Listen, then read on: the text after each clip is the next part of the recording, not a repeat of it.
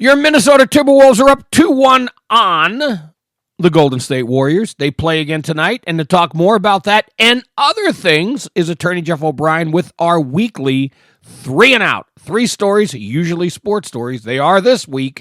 And Jeff, it would be pathetic if the Wolves did not win this series because the Warriors, it would be like going against the Patriots without Tom Brady. And we see what that's been like the last, couple of seasons. More than a couple of seasons when he hasn't been there. He is the franchise, one of the greatest players, maybe the greatest shooter ever in the NBA, is not with the team. Steph Curry got hurt 13 minutes into the first game. By the way, 13 minutes, 13 points is what he had. So this thing is, they should be able to close this out within the next, 2 more games. It should be over.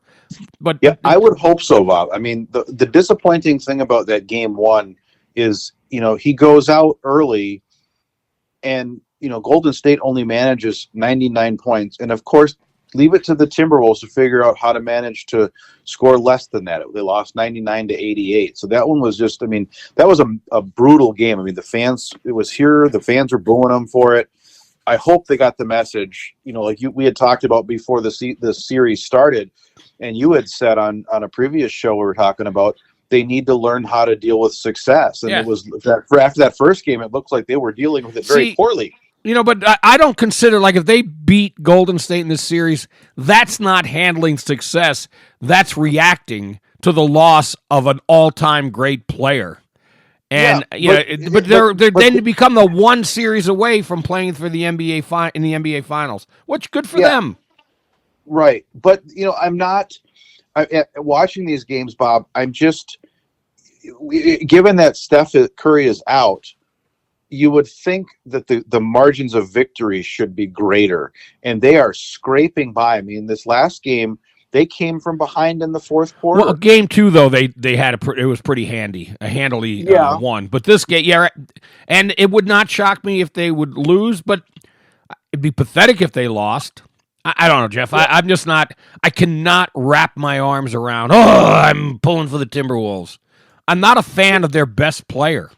I want them to do well because they're a Minnesota team, and my God, they've been horrible forever. Plus, my selfish motivation is I've got clients in the North Loop that have more business when these guys keep playing. And also, you are the biggest A-Rod fan there's ever been, right?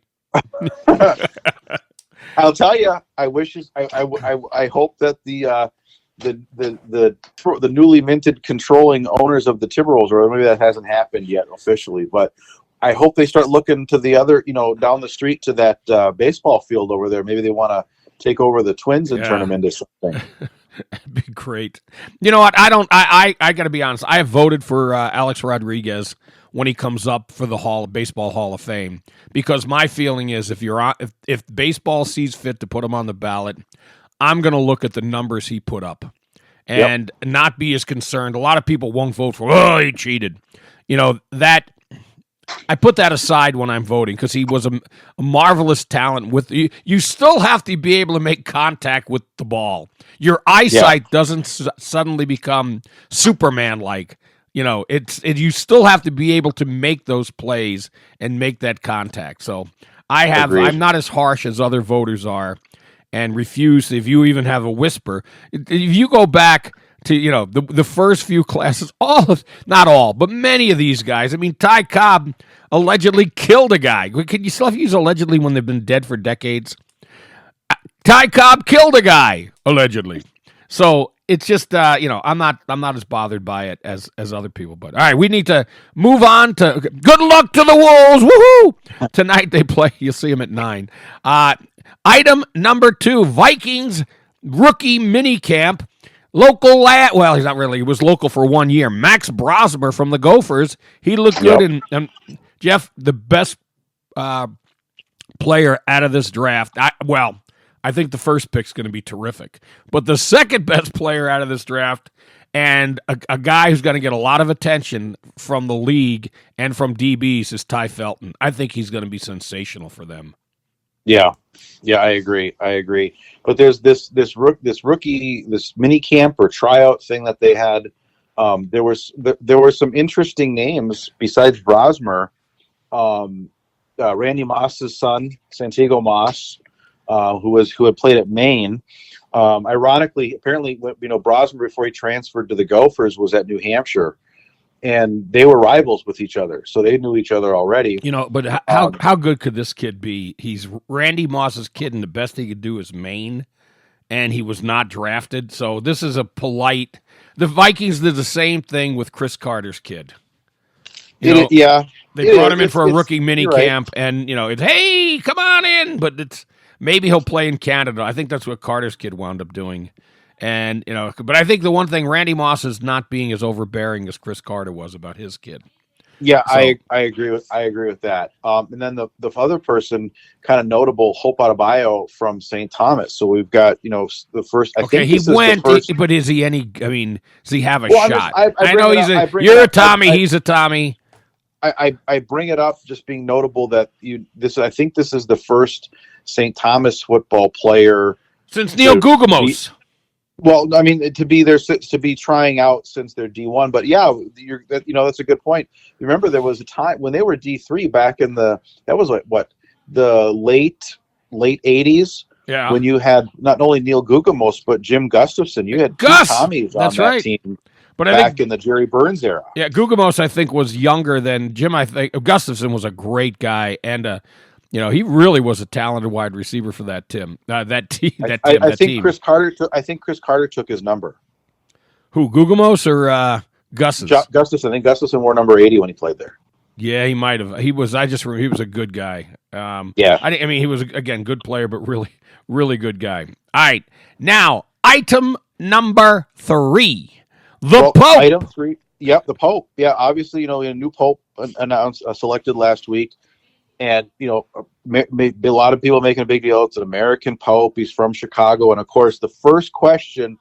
I don't know if you were following when it came out on the announcement came out, but if you're tracking social media, the burning question of the day was whether or not he was a Cubs fan or.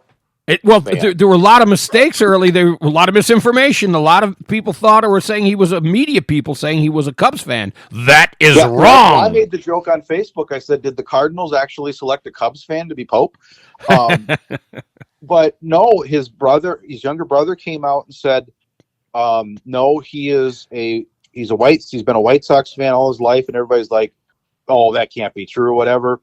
Who's a White Sox fan? There's like 10 people in the stands, but there is video footage, yes, of the now Pope at I think it's the 2005 whatever it was, the World Series, the White Sox. But he, when I saw that, and he didn't have his little collar on, nothing to identify him as a priest, and at that point he must have been at least a bishop.